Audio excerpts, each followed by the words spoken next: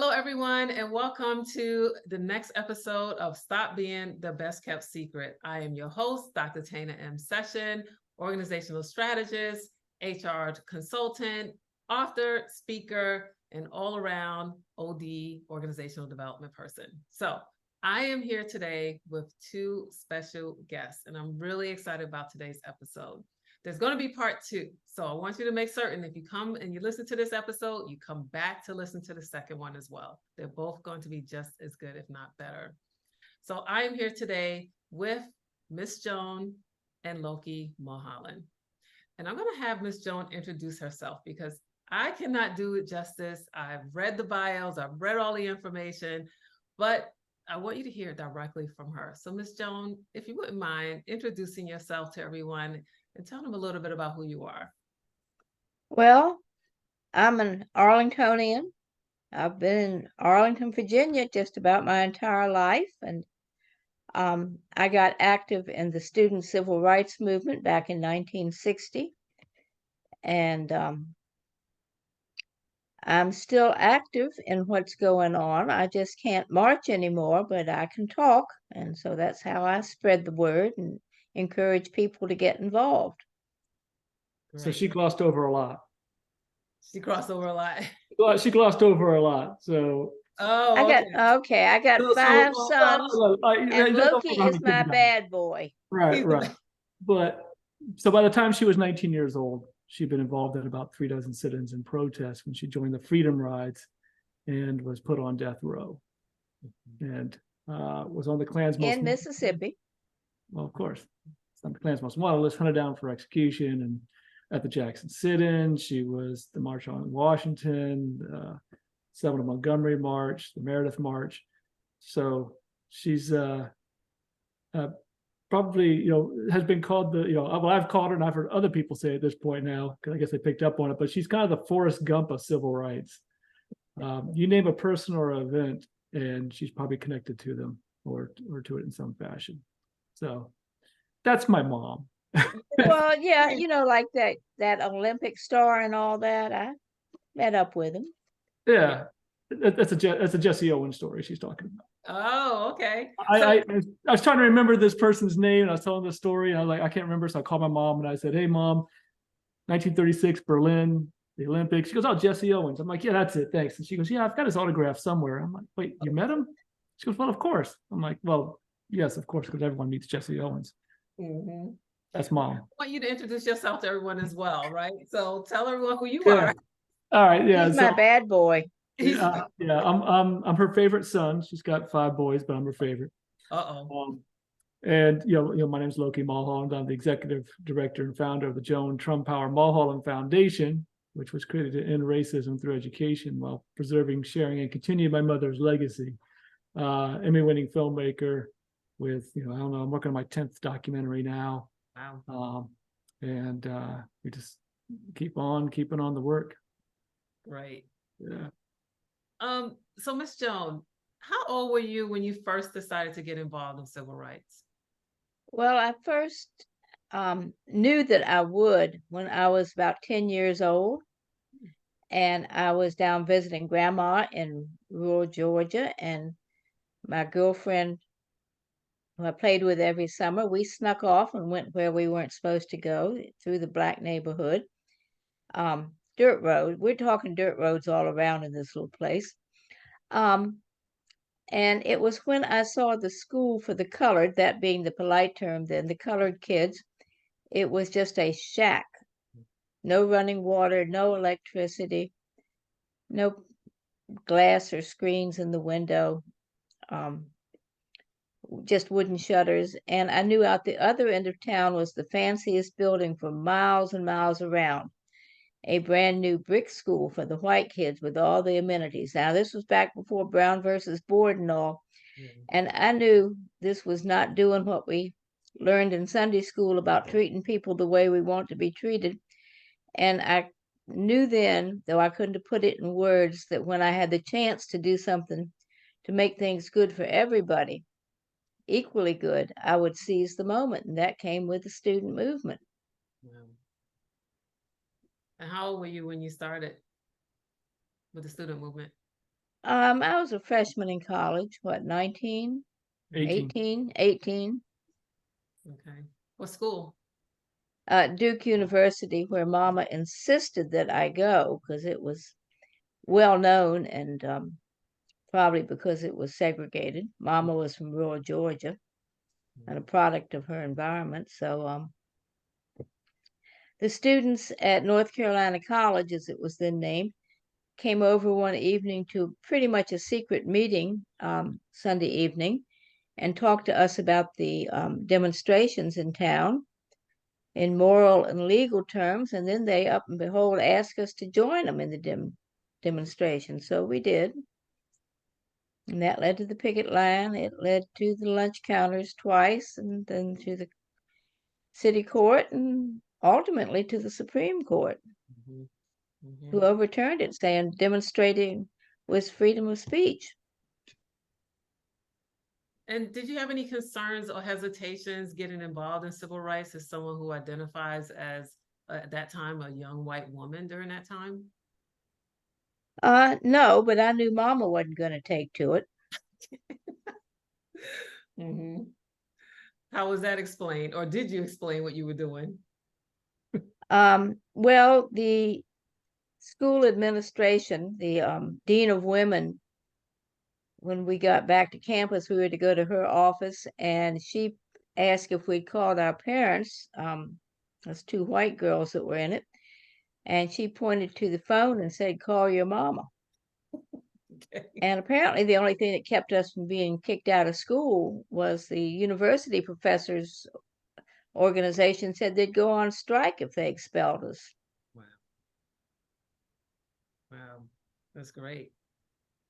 So tell us about your first civil rights protest. What was that like? Take us back to that day. Oh my, yeah, it was so long ago, I don't really remember the details, but it was just holding a picket sign and walking up and down the street in front of one of the drugstores Mhm. with the lunch counter. Mhm. And So this was before the sit-in. This was just starting off with picketing at first. well, before I sat in, but the North Carolina college students had sat in. Okay. Or they'd already done sit-ins, but In Greensboro, it kicked that off, the A&T4 there, Mm-hmm. February 1st, 1960. So this is following close on the heels of that. Okay. And so what was going through your mind, Miss Joan, during that first sit-in that you participated in? Because you're done the picketing, you've seen the other students participate in the sit-in. At some point, you decided you're going to be participant. well, I joined them with the sit-ins when they wanted us to, Okay. and we knew we were going to jail, Okay. but that's about all I don't really remember. I mean, it's been a good while ago.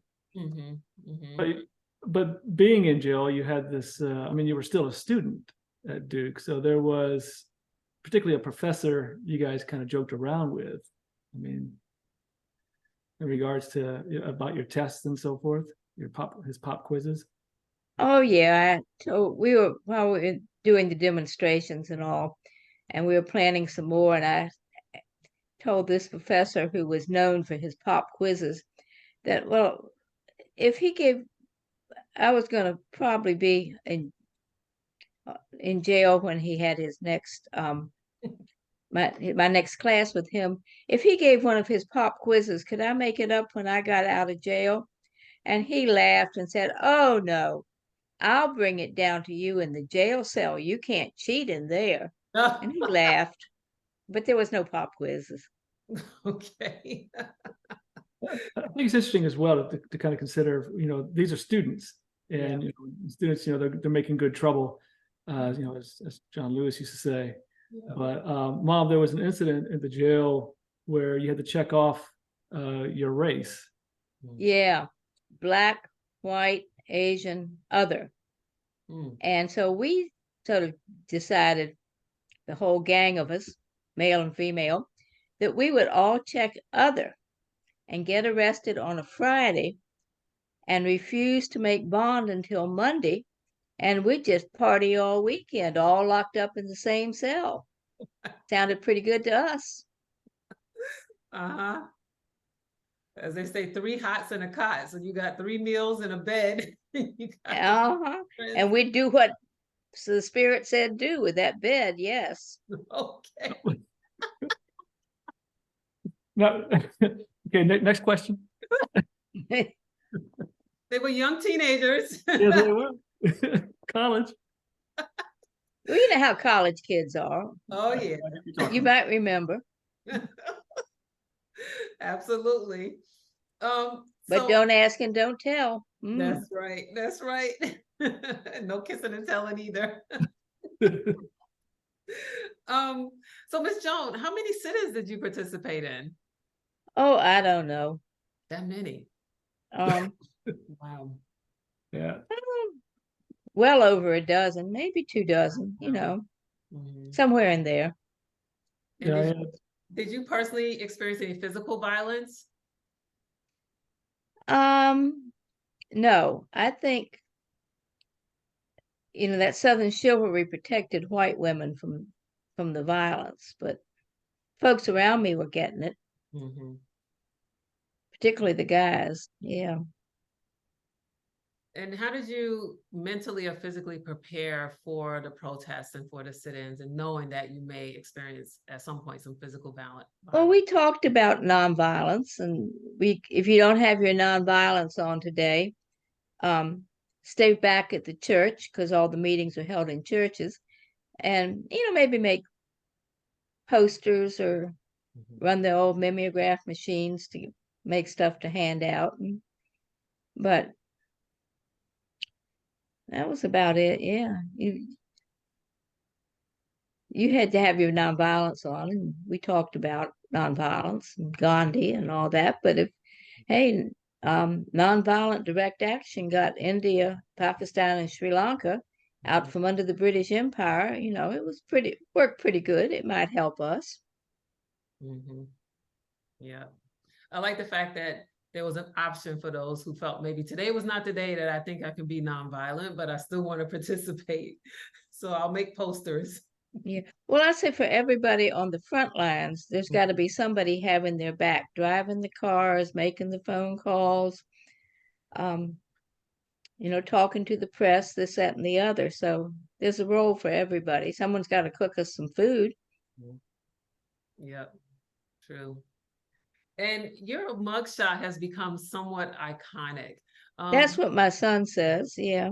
You copying the boy. Okay. what So the press said. how many times have you were you arrested, and what was the longest amount of time that you spent in jail? I think I was arrested 6 times, but I was held for contempt of court once, and that may or may not count as an arrest. And I sat in the wrong section of the courtroom, don't you know, with my Wow. buddies. Hmm. And what was the rest of the question? And what was the longest period of time you spent in jail? 2.5 months with the freedom rides, but like I didn't have anywhere to go or any money to go, and I was it was in Mississippi, and I was going to be in Tougaloo College in the fall, so it was free room and board for the summer. That's one way to look at it.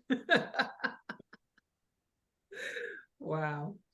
Um, and were you ever scared during the protests or when you got arrested? No, I say that fear paralyzes your brain and keeps you from thinking what you need to do in the situation, and it's counterproductive. So I just don't mess with fear. Wow. Even Yeah, at that young of an age. Hmm.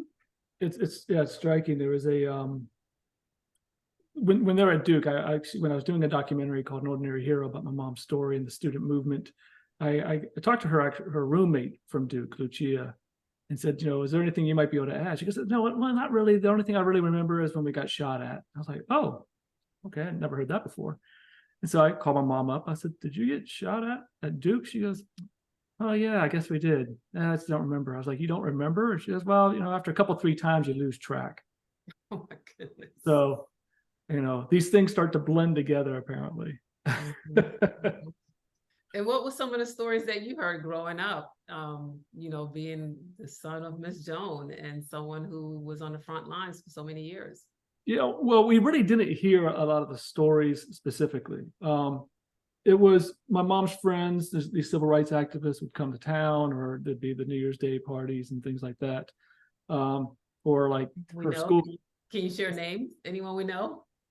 Ed King. It matters who you know in Mississippi. Or the Ladner sisters, Ladner sisters, of course. Salter, Memphis Norman. Norman. But these were just college buddies. Yeah.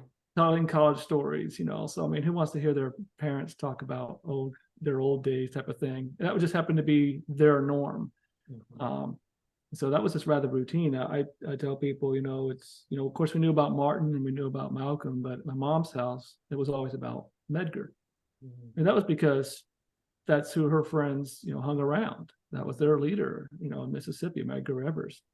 And so that was, a different perspective, if you will. And we had the photographs and things from the mom's scrapbooks. And Oh, you snuck in my closet and got into those scrapbooks. yeah. So anyways, but yeah, so that stuff was there. But it really didn't hit home until I think probably high school when we opened our new history books and there was the Jackson sit-in. I was like, what's mom doing in a history book? Right. Oh, she saw a picture. Yeah. Oh, okay. That just kind of started to take it to the next level. And these were these amazing people we were hanging around. We were just family friends. That was just normal. Yeah, pretty awesome. And Miss Joan, how were you treated by the police during your time in jail? Well, being a white female, I was treated pretty good. I didn't have any real problems.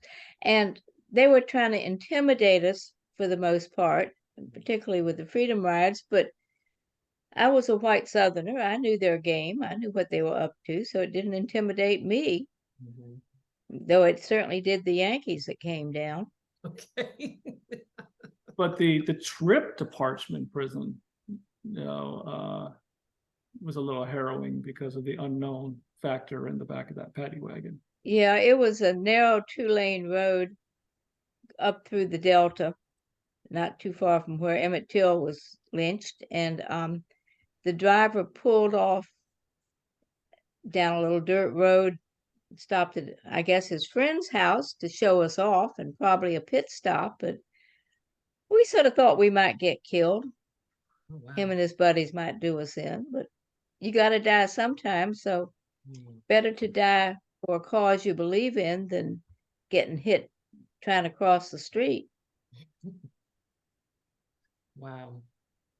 Yeah, I can imagine that must have been very scary, but you have that tenacity and you were determined. And like you say, you didn't operate out of fear. So that helped to keep you grounded.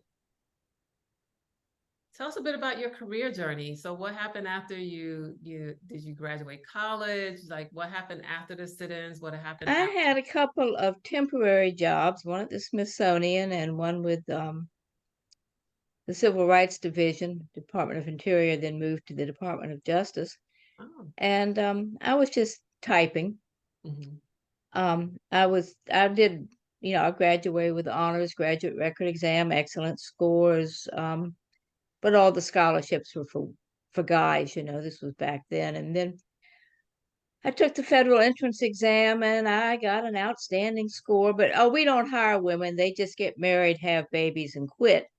So I was a typist. And but in both of those jobs, Smithsonian, do you know where we might be able to get some picket signs or burnt crosses? Oh yeah, let me make a couple phone calls. I got them for them. They've been exhibited. And with the Department of Justice under Roger Wilkins, who's head of it, he might ask me, do you know any, they worked on trying to work out reconciliation in towns where there was problems brewing. You know anybody we can contact in that town?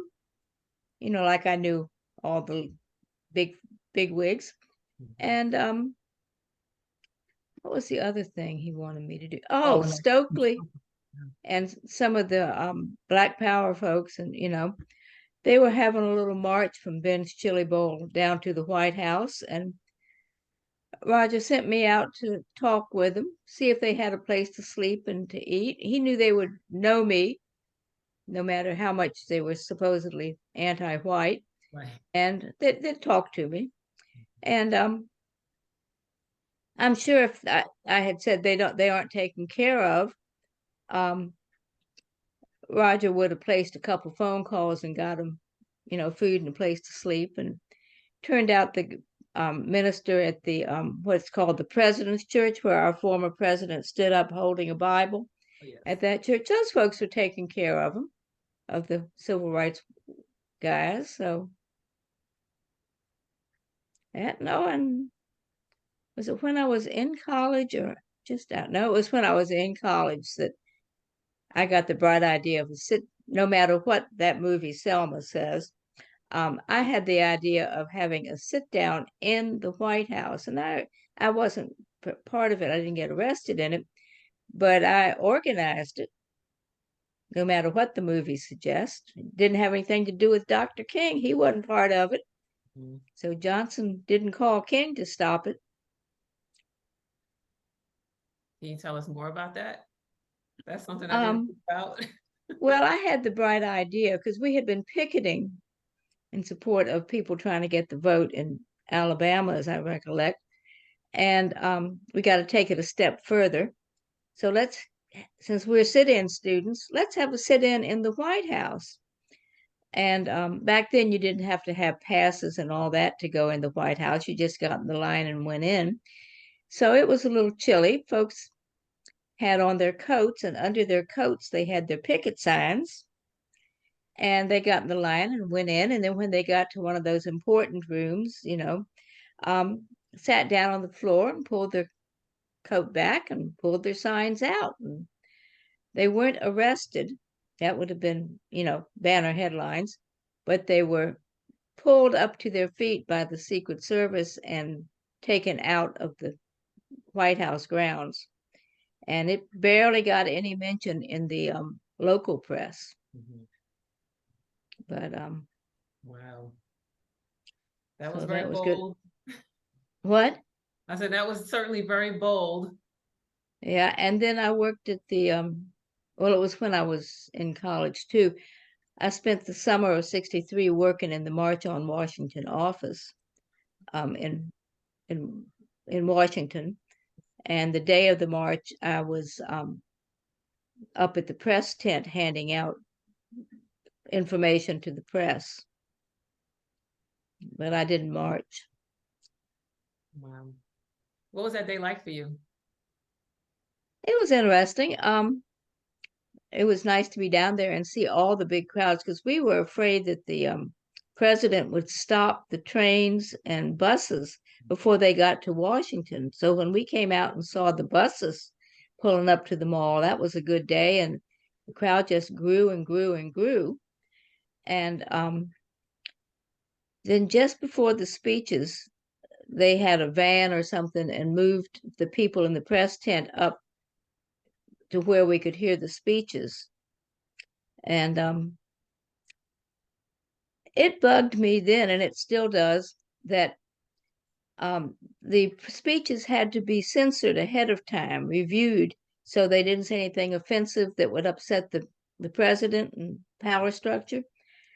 And John Lewis was going to say, we're going to march nonviolently through the South like Sherman marched through Georgia.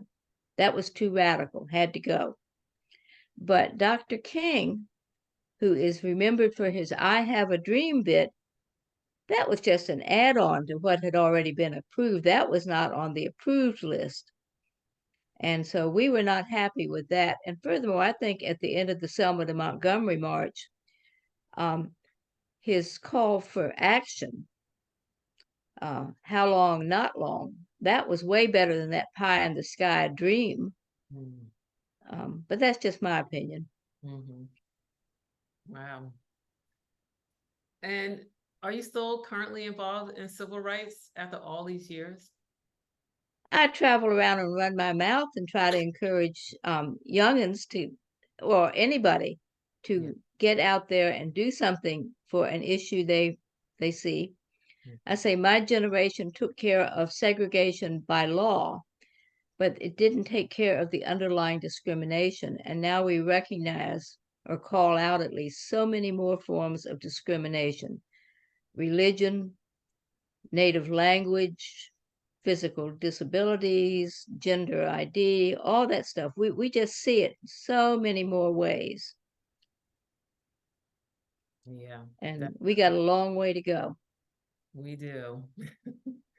And as someone who's been doing this work for so long, what keeps you motivated and inspired to still go out and talk about it?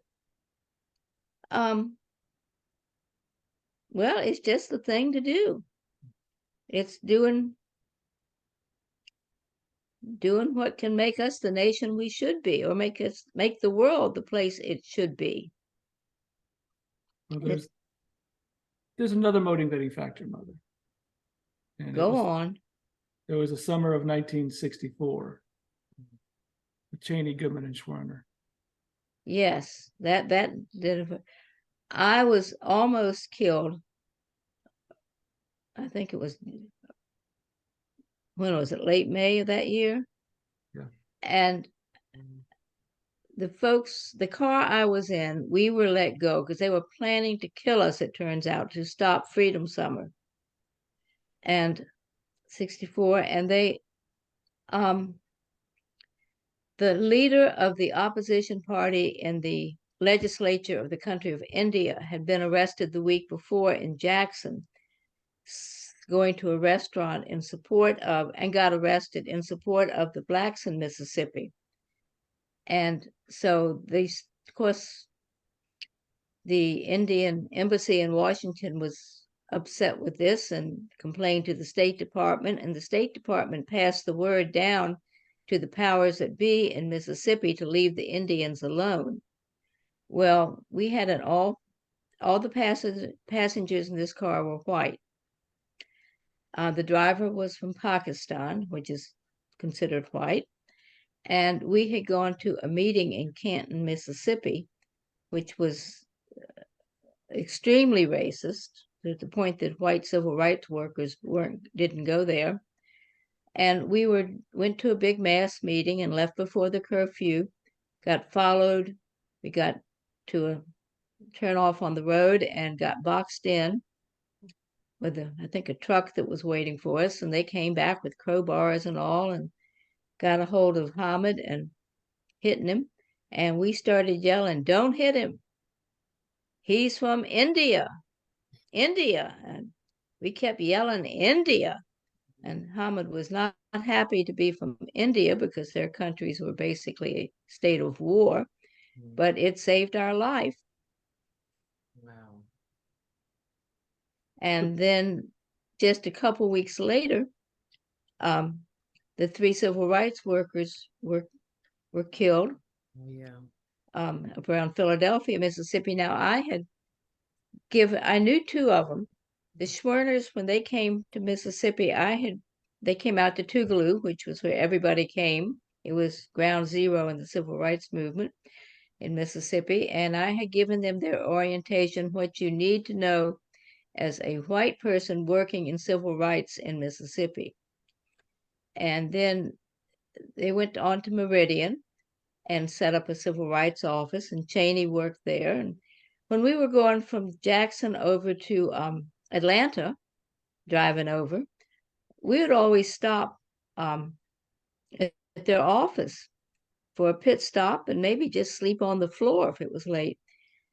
And so then to have these 2 guys that I knew killed, that was hard. And I don't think I could have said anything to the Schwerners that would have made any difference. I think I had it covered, but Yeah. still they died. And so I say, well, I always have to do a little bit extra for them because they can't do anything anymore. Wow. Wow. That's powerful. And, many people hopefully know the story. I know that I've seen the movie and I remember reading about it. So yeah, I'm getting chills just hearing you tell it, to know that you knew them and that you gave them orientation, to prepare them for the work that they came to do in Mississippi. And that's one of the reasons why you still do this work, is in honor of them. So that's amazing.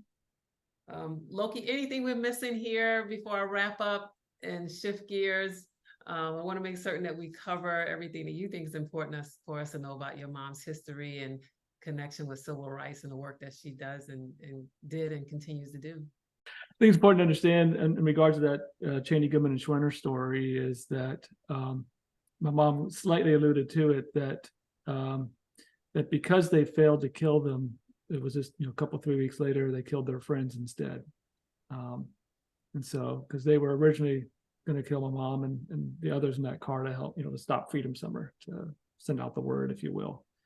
I think there's, we talk about them being kids. These are college kids doing this, and I think it's remarkable to understand that when we do this work, no matter how hard it might seem, or just the how large the hurdles might appear, that they did something. They made the impossible possible. That they truly ended legal segregation. They had a plan and methodically went about executing on it, and they did it. And these were just ordinary people, who just had a vision and a determination. I mean, like no other we've seen. But the fact that, again, to come back to this idea that they're just, ordinary as they come, that it gives me hope for all of us that we can actually make a difference. But we don't have to do what my mother did and her friends. We just have to do what we can do. Take the gifts that we've been given. There is one last story I think is worth sharing. It's one of my favorite stories. It's a lighthearted story. Okay.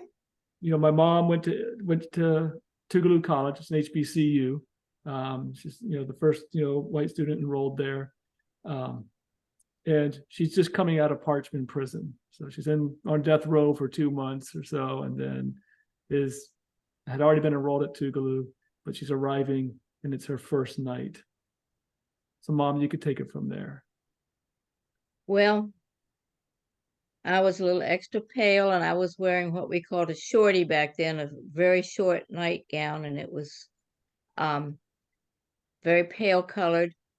And Mother Nature called me in the middle of the night. Back then they had the restrooms down in the middle of the hall in the dormitories, and I was tiptoeing down. The lights were dimmed in the hallways, and Mother Nature had called a girl at the other end of the dorm, and she was tiptoeing down, and she saw me, and she screamed bloody murder. She thought she was seeing a ghost. Well, she startled me, and I screamed back. But in the end, Mother Nature won out, and we made it to the restroom.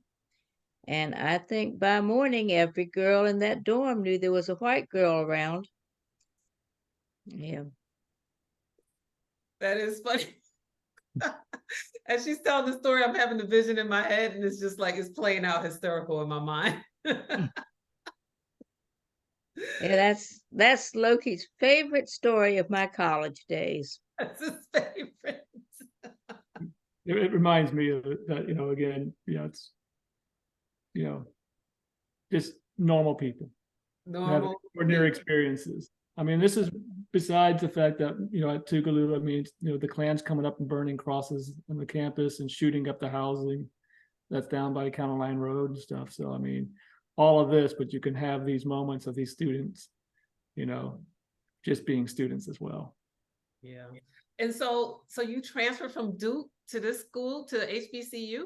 Well, I didn't want to go to Duke. Mama had insisted. Oh. So I had dropped out. I was out for a year, and then I thought, well, maybe I should go back to school, get a better job, da-di-da. And I thought, well, this was right after Charlene Hunter and Hamilton Holmes had integrated the University of Georgia with riots and tear gas and all that. And I thought, this is not integration, just a couple of colored kids under court order having to go through this. If integration is real, it's got to be a two-way street. Maybe I should apply to a colored school, but I talked it over at the fall conference, SNCC conference, the Student Nonviolent Coordinating Committee, with the leadership, and they agreed it was a good idea. And somebody said, well, if you're going to do it, you may as well go to Mississippi because those students haven't done anything yet, meaning they haven't had any sit-ins. Maybe you can help them get started. Well, Tougaloo was the only college in Mississippi that was nationally accredited, like if you wanted to go to graduate school or something. It's the only one colored kids could attend, so I applied to it and was accepted in spite of the fact that my high school in Virginia very pointedly refused to send my transcripts to that school. Wow. Well, Tougaloo understood what that school meant and accepted me. Said, well, we'll take you on your Duke transcripts. They were good, so I got in. And don't you know, 62 and a half years later, thanks to Loki friend, the superintendent of the Alexandria Public Schools, talking to his buddy, the superintendent of Fairfax County Schools.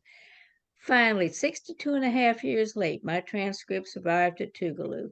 Oh no, you're kidding me. No. That is funny. Better late than never, I guess. Yeah.